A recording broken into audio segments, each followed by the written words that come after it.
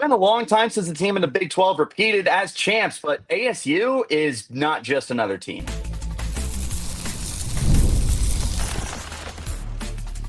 You are Locked On Sun Devils, your daily podcast on the Arizona State Sun Devils. Part of the Locked On Podcast Network, your team every day. Welcome back to the Locked On Sun Devils podcast, part of the Locked On Podcast Network, your team every day. I'm Richie Bradshaw, your guide, your friend, your expert for all things Sun Devils, from the gridiron to the hardwood and everything in between. Today's episode is brought to you by our friends over at Monarch Money.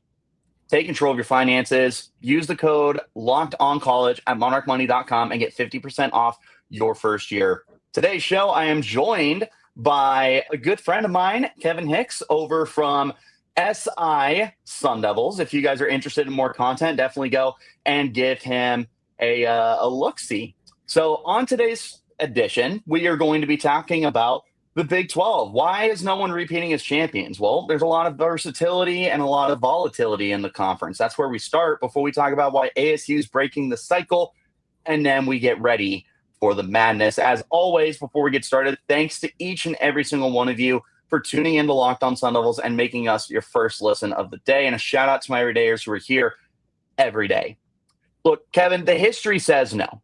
The history says no one repeats as Big 12 champions, except Oklahoma. And last I checked, Oklahoma is not in the Big 12 conference anymore. Here's a fun little fact for you.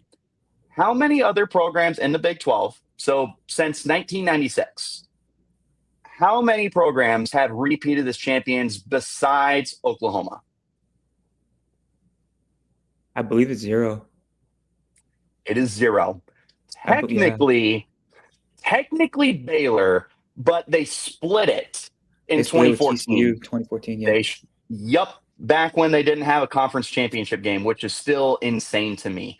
No team has repeated as Big 12 champions besides the big bad Oklahoma Sooners, who are no longer in the conference. Not even Texas repeated as champs, which is insane to think. And we're potentially looking at that trend continuing in 2025, because not only do you have that history that backs that up, but there's a lot of volatility in the conference. Teams that are really good one year are bad the next year, and there's just lots of competition, period, Kevin. Yeah, honestly, I wrote about this. I believe it came out this morning. I was kind of discussing the trend this decade of teams that won the Big 12 and what they did the season after. I think a lot of the reason why is because those teams didn't have suitable backup plans at quarterback, or contingency plans, I guess. You look at TCU in 2022, they were national runners-up. They came into next year with Chandler Morris at quarterback. That ended up being a mess. I mean, there was other roster issues, but that was probably the most pronounced one.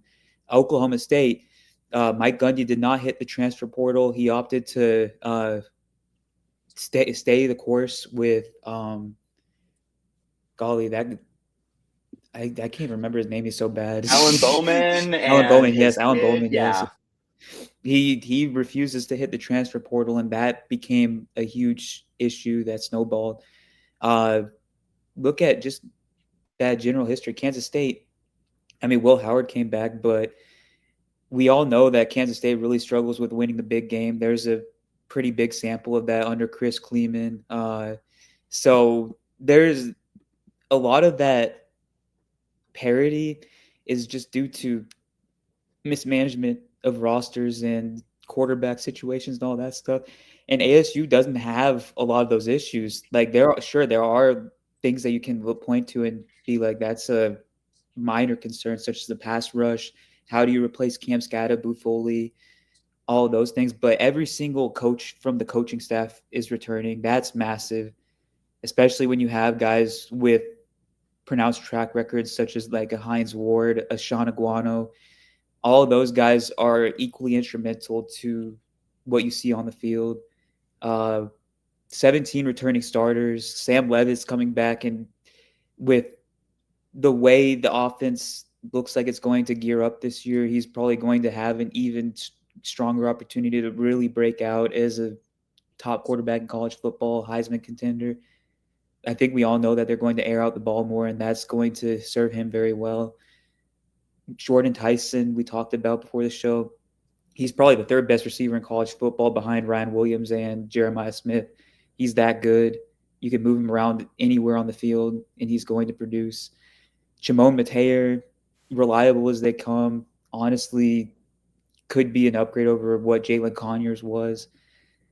4 returning starters on the offensive line. There's just a lot to look at. And you like the roster is just really deep, really balanced, and honestly has potential to be really explosive. So I feel like there's a stark contrast from previous champions going into the next season.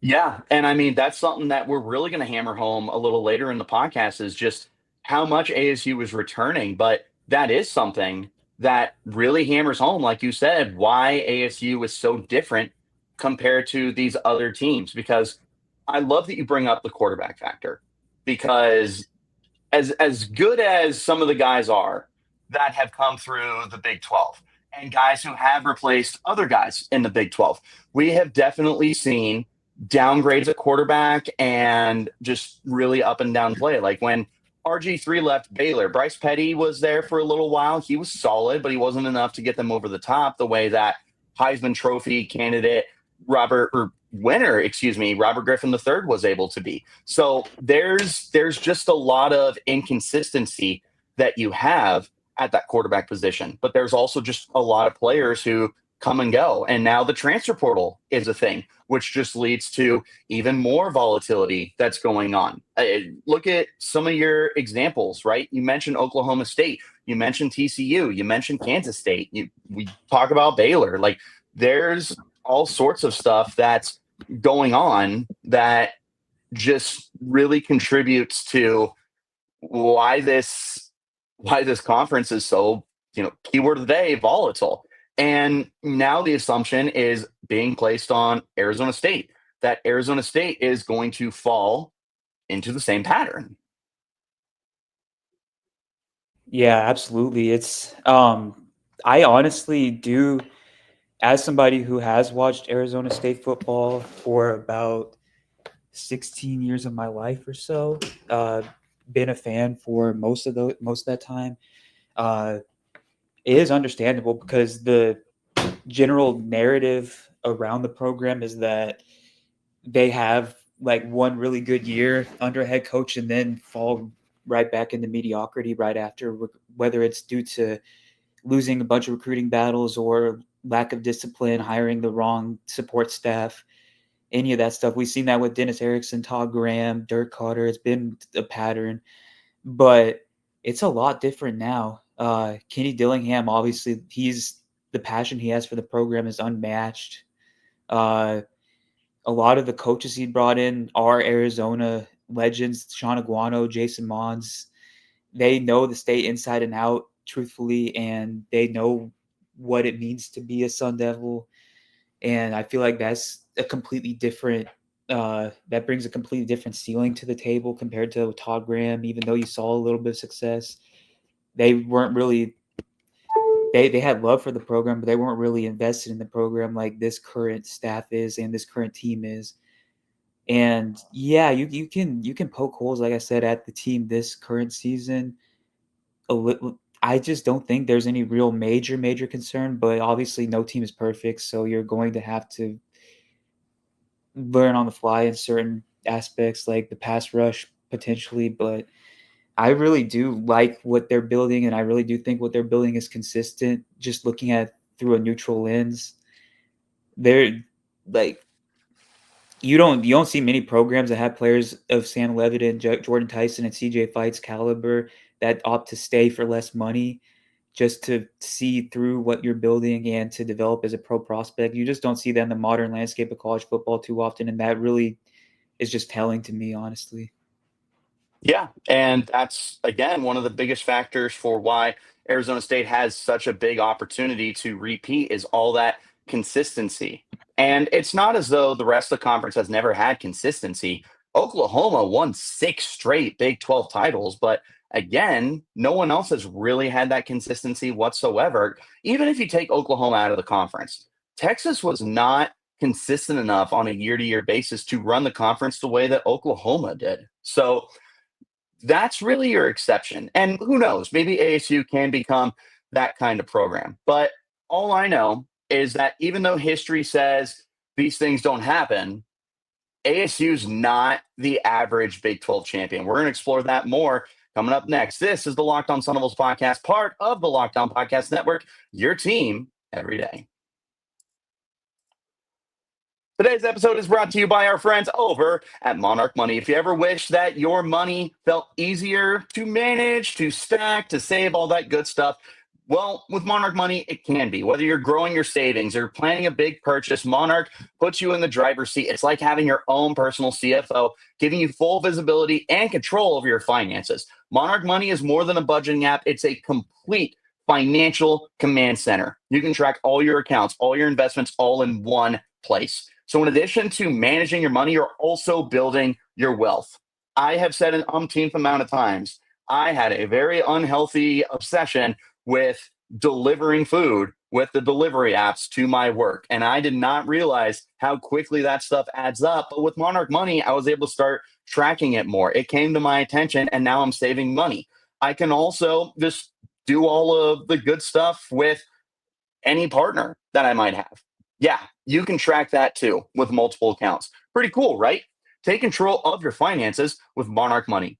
Use code LOCKEDONCollege at monarchmoney.com for 50% off your first year. That's monarchmoney.com, code LOCKEDONCollege for half off your first year.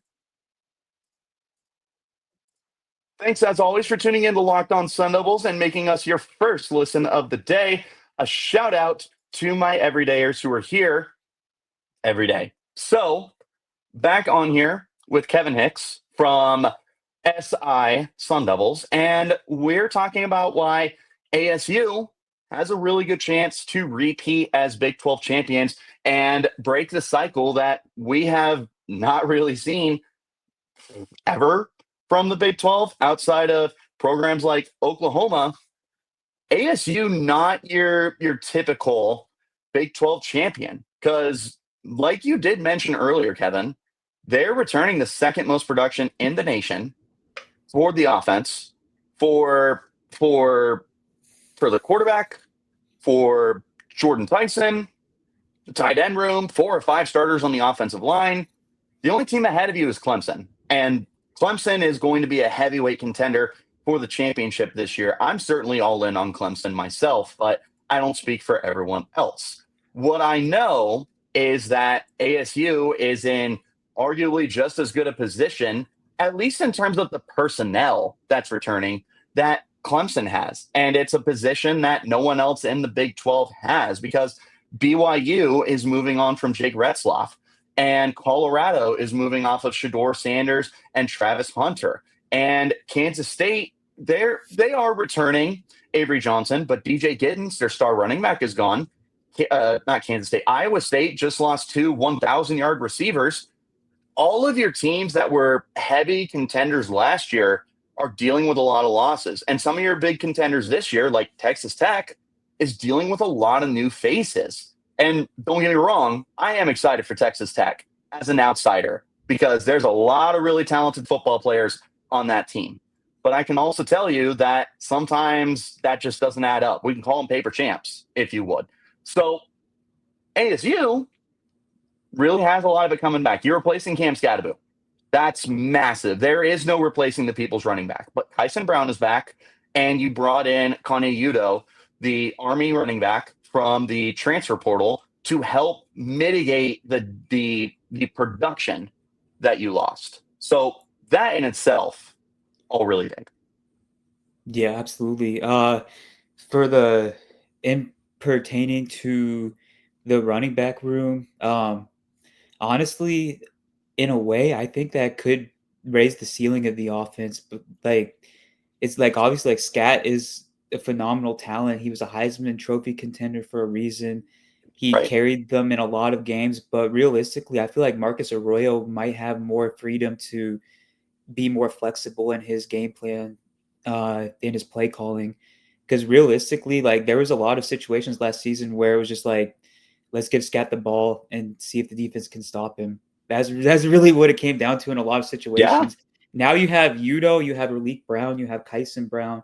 I believe it was Kyson who joined one of the Sun Devil podcasts earlier in the week or last week, where he was talking about how him, Malik, and Kanye all complement each other very well because they all do different things exceptionally well, and you can utilize them in different packages, different situations, and that honestly makes the offense all the more versatile, gives Sam Leavitt more room to be who he is improv wise, out of PA, all that stuff.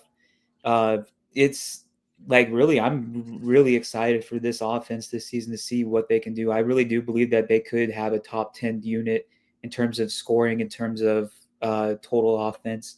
That really is how high the ceiling is. There's a lot to be excited about. There is. And I mean, Sam Leavitt, we talk about him. He's a Heisman candidate, not even like a Heisman sleeper. Like, he has got legitimate odds to win the Heisman Trophy, which I don't think ASU has seen anything like that probably since Jake Plummer, which was, before the turn of the century. That's a long time ago. Yeah. And you've got such a great stable of running backs. And Jordyn Tyson, like you said, outside of Jeremiah Smith at Ohio State and Ryan Williams at Alabama, I don't know how many receivers you can name that are better than Tyson in the nation. And he will be one of the favorites to win the Bulletin Award for the best receiver in the country.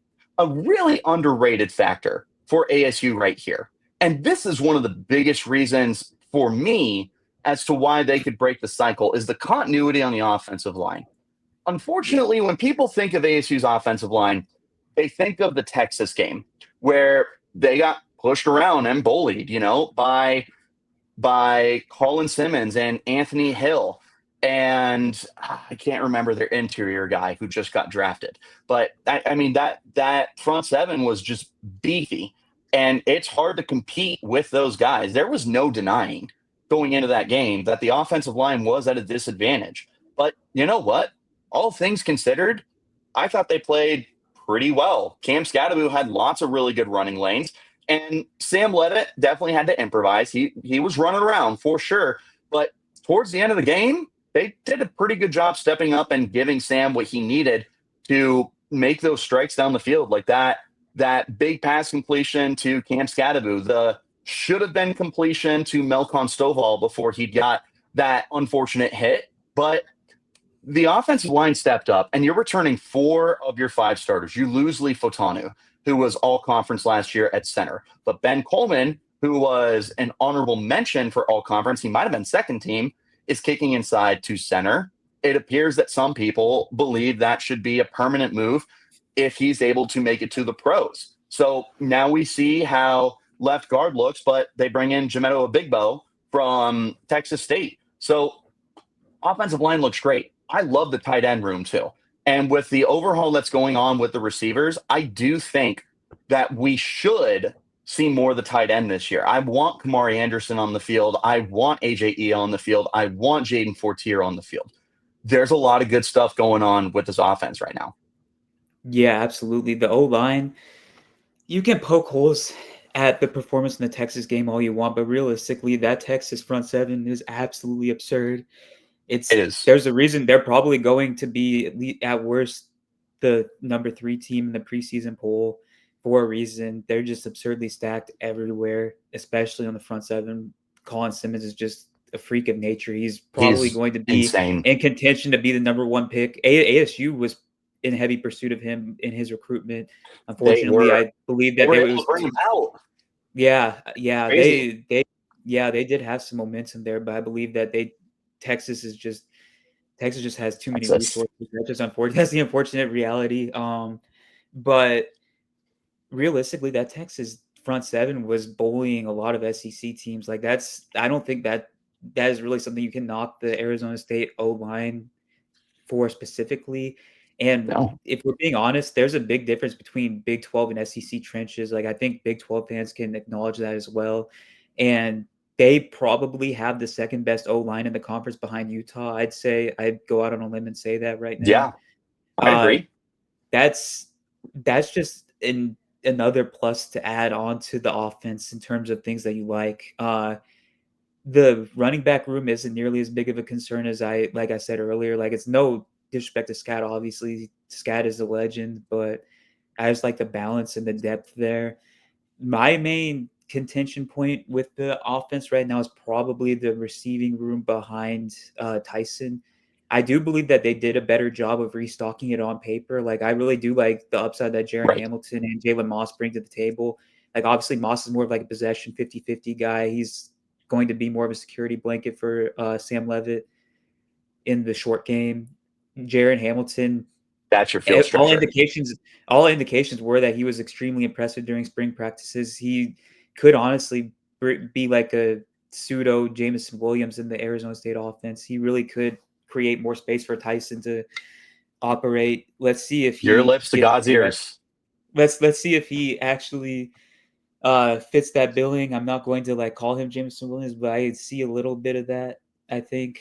And you mentioned AJ Ia, my bad. He really, like, he has that Rob Gronkowski build, I think. Like, I've never seen a bigger 18-year-old. No, he's like, oh my God, he looks ready for the pros. No, I think that he's ready to play day one. The only concern is that Shimon Mateer is phenomenal in of himself, and that might limit the volume of snaps he sees, but that's just a testament to the depth that has been built. I feel like we use that word too much, but I feel like we don't use it enough at the same time. This is the deepest roster that ASU has seen in a long time. I guess we could go back to 2021 because that team was insanely loaded, but they didn't have the coaching in place to foster that talent. Right. So we might have to go back to the Todd Graham days, honestly, to say that there's a roster that was this deep and talented. So there is so much to look forward to with this team. And we haven't even talked about the defense really yet either. So. Right. And that's where I want to steer this real quick before we got to talk about why the Big 12 is just wide open. But the defense needs a lot of love too, because you're returning the vast majority of the production defensively and the vast majority of your starters. What's interesting about the defense, they did so much rotation last year, but it's because of how deep they were. And some of the key guys are gone. Shamari Simmons is gone. That is as big a blow for defense as Cam Scadaboo is for offense. You lost Jeff Clark, who was a good rotational player on the defensive line. You lost Caleb McCullough, who was like the unsung hero of ASU last year. You are losing, I went to say Nyland Green just because I'm playing with him on College Football 26. LT Welch, who was a good rotational corner for you. So there are losses. But then you bring back Clayton Smith, Elijah O'Neal, and Prince Dorbaugh, your top three pass rushers. You did mention earlier, and this is a concern, there's not a lot of sack production. So you're hoping that changes. But at least you brought back the sack production you had. Look at the interior of the defensive line. CJ Fight is back. He's an all-conference player. He's a future pro. I'm really hoping that he will stay at least one more year for us, but he could declare. Jacob Richcon-Gaika is back. He's super underrated. Zach Swanson is back. As long as he's healthy, I would love to see him get involved on some blitz packages as your primary rusher from the inside. Let's look at the linebackers. Pretty much everyone's back. Caleb McCullough's gone. Keyshawn Elliott, first team all-conference, is back. Jordan Crook, who came on really strong at the end of the year, is back. Zyrus Fiaseu, someone that you mentioned by name very recently on SI Sun Devils, is an underrated part of that defense. He's back too. Tate Romney's going to be healthy. You have your two starting corners. You have Keith Abney and Javen Robinson that are healthy. You've got Ghost Rouser. You've got Xavion Alford, who is one of the best kept secrets in the country at safety. A lot of continuity, and defensive coordinator Brian Ward is back. Yep. Yeah, you pretty much touched on all of it. There's a lot of talent at all three levels. You can talk about the pass rush if you so choose to, but I'm going to go out on a limb and say that the pass rush will be improved this season. Like, just between Brian Ward's, like, we all know Brian Ward loves to scale it up. He loves to play aggressive. He loves to put all the chips in the middle of the table. And Prince Dorba played in 7 games last year, but he struggled with nagging injuries. He wasn't really as effective as he was in 2023. We saw in 2023 what he could do. He got 6 sacks that season. He was really, really disruptive, and he was really one of the bright spots of that season that there wasn't a ton of bright spots to look at. Michael Gardner's coming in from Oregon. He's a player I'm excited for him. He's a player to look at. Clayton Smith and Elijah O'Neal, they both combined for 9 sacks last season. I believe that O'Neal really does, in particular, have potential to be one of those guys that can break double digits tackles for losses or sacks. Like, I think that they even mentioned that on an ESPN article earlier in the week. He really has potential to be a game wrecker. You mentioned Zach Swanson. He's very underrated. CJ Fight, I don't think that there's a player on the roster that has a higher ceiling than him outside maybe Sam Leavitt and Tyson. Ooh, even then, he's that kind of player like that. Like, I am very bullish on CJ this season. The Fight family is a big fan of this podcast, so I know they're going to appreciate that. Yeah, no, I'm very, very big on him. I wrote a piece about him as like an NFL draft prospect, like how he profiles. So I've kind of been buying stocks since his freshman year. So we'll see what transpires there. Linebacker room, like you mentioned, Zyrus and Tate Romney, 2 phenomenal backup options. They're great depth pieces, very smart players, they're very anticipatory, and that's probably the most important thing they bring to the table. Great run support. Crook and Elliott, that might be the best linebacker duo in the Big 12. That's those guys serious. Yeah. That's a serious duo. The cornerback duo, like you said, that's a serious duo as well. And you also bring in Nyland Green, like you mentioned, and Kenrick Breedlove. I believe Kenrick will slide into Shamari's position at nickel in a lot of situations. I believe he reeled in 3 picks last season at Purdue, and he was probably the bright spot of that team because that team just didn't have a lot going for it either. And Nyland Green, there's no denying the talent that he has. His college career hasn't been what was expected, but I believe under Brian Carrington and Brian Ward that he really could have a season where he's actually an impact player, especially with the talent that's around him. Like, that's probably going to make life easier for him inherently. And Xavier Alford, he's a top 100 player in college football 26 for a reason. Like, I think everybody that watches him knows that the talent that's on the table, the ball hawking, the physicality, he's even solid as a run support piece. Like, he's an NFL player. Well-rounded. He's going to play on Sundays, I believe, regardless of where he gets drafted. He's insanely talented, and it's a shame that things didn't work out for him at USC or Texas, but it brought him to a situation that he really was able to come into his own and now I'd say he's the leader of the defense. I say him or Keyshawn is right now. So yeah, that defense has potential to be top 15 to 20 in the nation, I'd say. Yeah. Oh yeah. That defense is sick nasty. And that's one of the reasons why ASU should be able to stand out. But the Big 12 is wide open. And we're going to talk about that coming up next. This is the Locked On Sun Devils podcast, part of the Locked On Podcast Network, your team every day.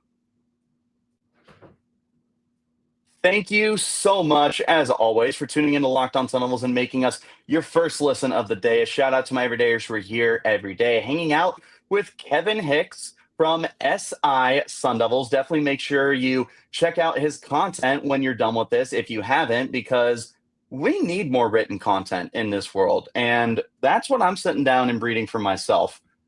I'll tell you what, the Big 12, wide open. We talked about this a little bit at the top of the show, so we don't need to dive into this too much. But the Big 12 is not what it was because Texas is gone. Oklahoma is gone. There is no annual top dog. K-State's good every year. Oklahoma State had a very rare down season last year. They're trending down, but more often than not, they're good every year. Utah is coming from the Pac-12. They're good every year. Iowa State, they're good every year. It's a lot of teams in the conference that are consistent but no one on an annual basis is great. And ASU has to prove that. They do, because they have also been a team that is good every year outside of recency with the Herm Edwards era. But look at the Todd Graham era, and they were going to bowl games every year. Even the beginning of the Herm Edwards era wasn't bad. They're good every year. Can they be great every year? This is an opportunity for ASU to establish themselves as great every year. There's no top dog on an annual basis. Here's ASU's opportunity to establish themselves as that and do something that no team has done before as repeat champions besides Oklahoma and technically Baylor. Yeah, absolutely. I did once again. I did a piece on this, kind of projecting the teams that had the best chance to be the power broker in the Big 12 long term, and I kind of Power settled on broker, I 4 love teams. that. I said ASU is my top spot just because of Kenny Dillingham, the culture that has been built, the improving NIL, Graham Rossini making phenomenal efforts to reconcile the fan base and efforts to compensate the players. He's doing a great job of innovating. We know that word's synonymous with ASU, so it's only fitting.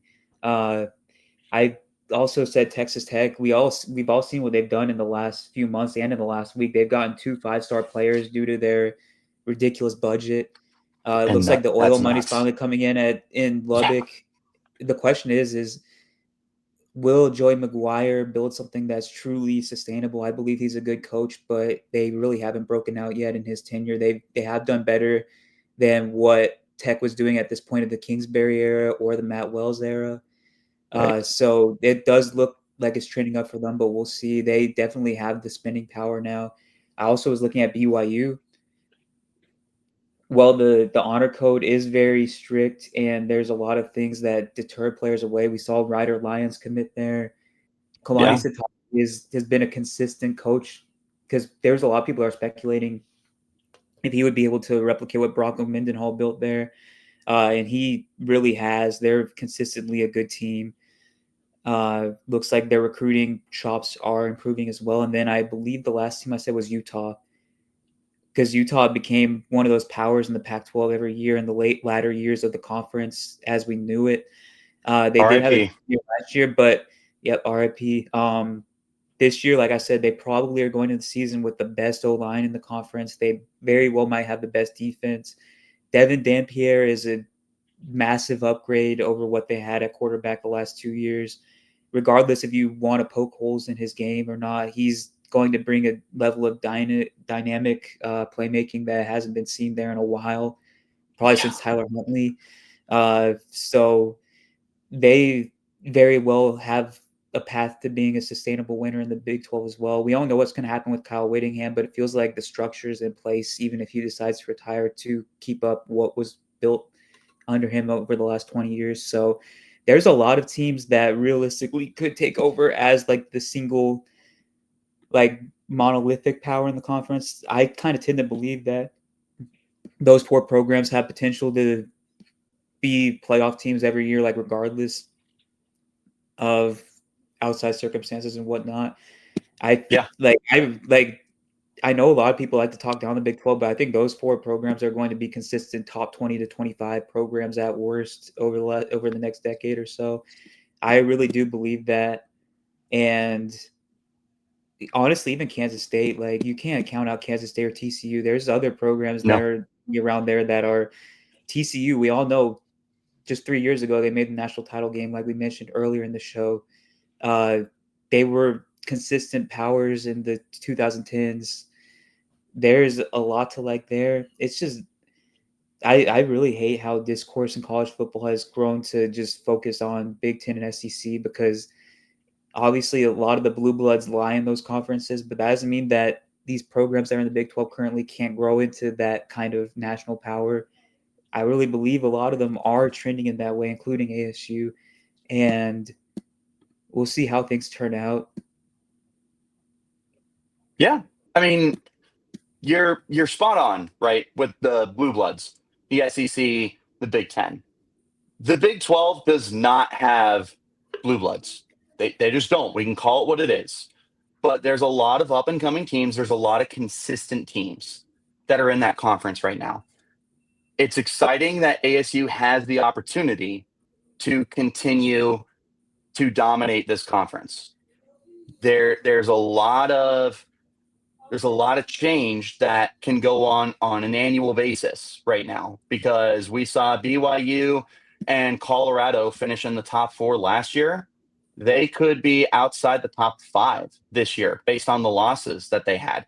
Texas Tech could jump up to number 2. They could win the conference. Baylor came on late down the stretch. They could start off hot, or they could falter again because Dave Aranda is just such a inconsistent coach. TCU, we're waiting for them to bounce back. They've always got the potential. Kansas was actually my pick to win the conference last year. Jalen Daniels stayed healthy for once, and they ended the season hot. Like, there's a lot of potential. Houston is recruiting out of their minds right now. Yep. We could see Houston jump up very soon. There's a lot of excitement that's going on in the Big 12 right now. But these teams have question marks for this year and for the future. And ASU has question marks in the future too, because they're going to lose a huge amount of this roster with how many seniors they have. So there's so much that can change. But right now for ASU, I think that the angle you can take of the disrespected champs is very, very real. And that's certainly the bulletin board material. That's the whiteboard material. That's the sticky note that you put above your locker and you look at every day. Because, just real quick rant as we wrap this up, like, ASU is consistently picked to finish not in the middle of the pack, but with so much competition for first place. Like, Utah recently had better odds to win the Big 12, according to our friends over at FanDuel. Texas Tech has had better odds. They have tied with Kansas State for the best odds. Like, there's so much disrespect. We'll call it what it is. There's so much disrespect that gets thrown at ASU from the media and from your sports books and, just people who like talking football online. There's a lot of disrespect that gets thrown at ASU despite everything that's returning. It's lazy. It's crazy to me that they're not consensus favorites. And Kevin, I just pose this question to you. Why not ASU?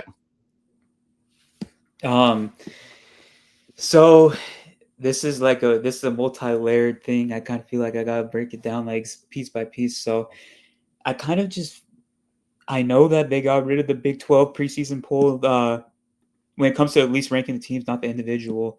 And I think that was for a good reason, because I think that created a negative perception around the Big 12. Like, that people were already skeptical with the crop of teams that were in there. They were like, there's no real power. Yeah. This is going to be like a throw a bunch of names in the hat and pick a winner kind of scenario. And I believe that ASU being 16th, I believe BYU was 13th, Colorado was 12th last year. Those teams all being in the top 5, that led people to the conclusion that, this conference just isn't very good. It's not the teams that were projected to be bad that ended up being good. It was more so due to the conference being weak than anything else instead of their own merit. And I, like you said, like, that's really just a tired narrative.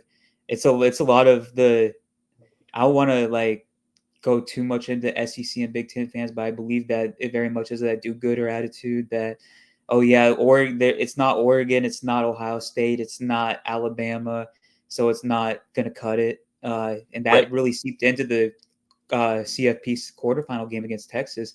A lot of people were saying that Texas was going to win that game by 3-4 scores. It was going to be an embarrassing outing. And they came one play away from winning that game, one blown coverage away from winning that game. And that is just a testament to the overall culture that has been built. And like you said, there's concerns moving forward, replacing a lot of players that are going to be outgoing next year.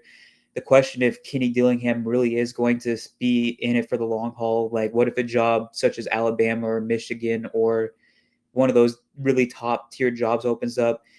You can say that you are loyal until the end of time. Money but talks. When an opportunity like that opens up, like, you really have a tough decision. Do you really want to build your own legacy at a place you love and become a legend there? Or do you want to go somewhere where it's pretty much a shoo-in that you're going to win big every single year?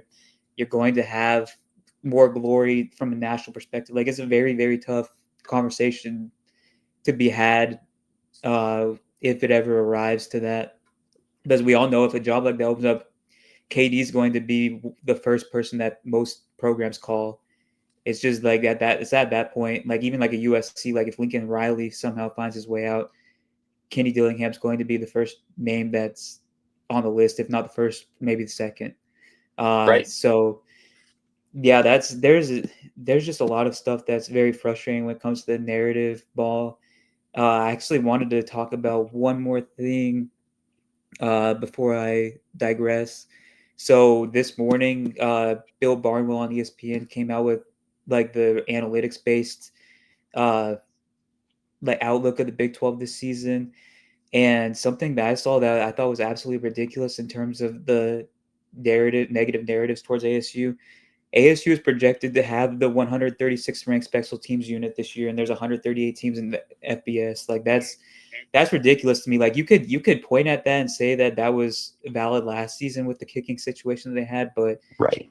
From all indications, Jesus Gomez is going to be a very reliable kicker. Like he might not have a 50-yard leg, but you're going to be able to attempt field goals 40 to 49 yards on a reliable basis, on a consistent basis, and feel good about it.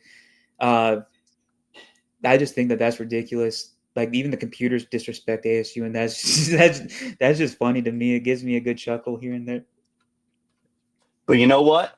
That's where we just get to come out and prove people wrong. And Jesus Gomez is already an ASU legend for getting Herm Edwards fired, thanks to his first 3 field goals for Eastern Michigan coming against ASU. But I mean, if you're looking for any reasons why not ASU, that's the best you got. And I just don't know if I see any of those coming up. Kevin Hicks joining me from SI Sun Devils. Kevin, where can the good people find your content, my friend? So just if you want to find my writing content, just look up ASU on SI, Arizona State on SI, whatever, and should show up at the top of your page. The algorithm is usually pretty good when it comes to my story content showing up. If you want to find me on Twitter at KHicks_21, practices are going to start very soon. I'm going to be boots on the ground. There you go. Getting video content of practice when I can, press conferences, all that stuff. I also post my story content when I can. I have a lot of story content to get through, but when I have the opportunity to do so, I will post that stuff. So stay tuned. Please give me a follow if you get the chance to. And thanks for having me on today, Richie. Yeah. What's that Twitter handle, brother? It's at KHicks_21. And there you go. Thanks, as always, for tuning in to Locked On Sun Devils and making us your first listen of the day. Shout out to the everydayers who are here every day. Thank you guys so much, as always. We will catch you guys later. I am talking to Champ Westbrooks over the weekend. We will hear from him next week. Till next time, you keep it locked right here on Locked On Sun Devils.